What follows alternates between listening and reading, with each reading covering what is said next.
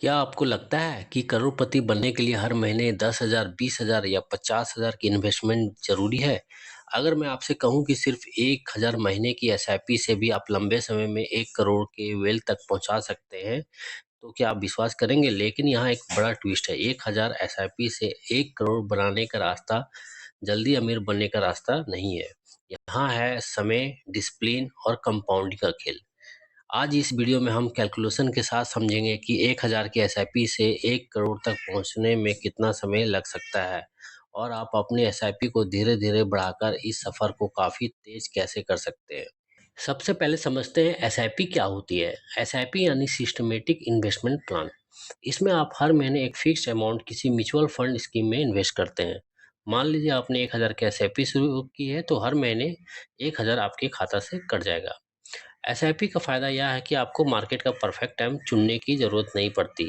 आप नियमित अंतराल पर इन्वेस्टमेंट करते रहते हैं। लेकिन ध्यान रखिए, एसआईपी खुद कोई इन्वेस्टमेंट प्रोडक्ट नहीं है, बल्कि इन्वेस्टमेंट करने का एक तरीका है। चलिए अब एक कैलकुलेशन करके देखते हैं।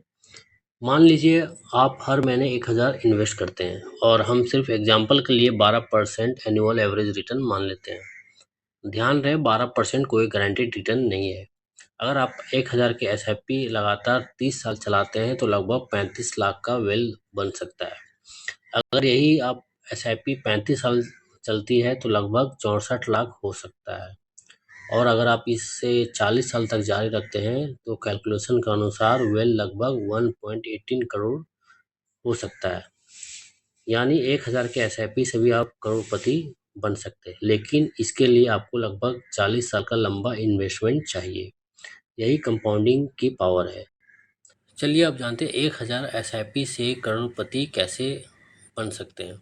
अब एक सिंपल स्ट्रेटेजी समझिए। मान लीजिए आपकी इनकम कम है और आप अभी सिर्फ 1,000 इन्वेस्ट कर सकते हैं, तो आपका पहला लक्ष्य करोड़पति बनना नहीं होना चाहिए। पहला लक्ष्य होना चाहिए एसआईपी को लगातार चलाना। फिर दूसरा लक्ष्य हर साल एसआईपी को बढ़ाना। मान लीजिए आपकी इनकम 10% बढ़ती है हर साल, तो आप अपनी एसआईपी में भी कुछ इंक्रीज कर सकते हैं। इसी तरह आपकी इन्वेस्टमेंट कैपेसिटी धीरे धीरे बढ़ सकती है। और सबसे इम्पॉर्टेंट, बीच में सिर्फ इसलिए एसआईपी बंद मत कीजिए क्योंकि मार्केट गिर रहा है। मार्केट में वॉलेटिलिटी आती है और म्यूचुअल फंड इन्वेस्टमेंट का वैल्यू ऊपर नीचे हो सकता है। म्यूचुअल फंड में रिटर्न गारंटेड नहीं होते और पास्ट परफॉर्मेंस फ्यूचर रिटर्न की गारंटी नहीं है। चलिए अब जानते हैं सबसे बड़ी गलती। अगर आप एसआईपी कर रहे हैं तो इन गलतियों से बच के रहिएगा आप। गलती नंबर 1, ग्रांटेड रिटर्न समझना। अगर कोई आपको कहता है कि म्यूचुअल फंड एसआईपी में आपको निश्चित 12%, 15% या 20% रिटर्न मिलेगा, तो सावधान हो जाइए। म्यूचुअल फंड रिटर्न्स गारंटेड नहीं होते। गलती नंबर 2, सिर्फ पिछले रिटर्न देकर फंड चुनना। किसी फंड ने पिछले कुछ सालों में अच्छा परफॉर्मेंस किया है, इसका मतलब यह नहीं है कि फ्यूचर में भी वही रिटर्न मिलेगा। गलती नंबर 3, मार्केट गिरते ही एसआईपी बंद करना।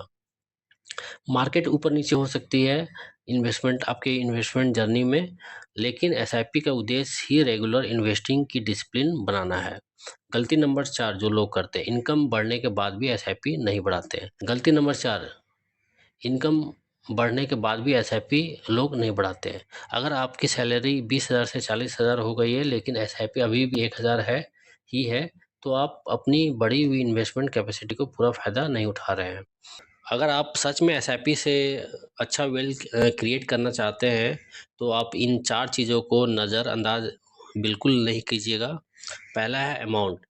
आप हर महीने कितना इन्वेस्ट कर सकते हैं, ये आप पर डिपेंड करता है, आपके सैलरी पर डिपेंड करता है।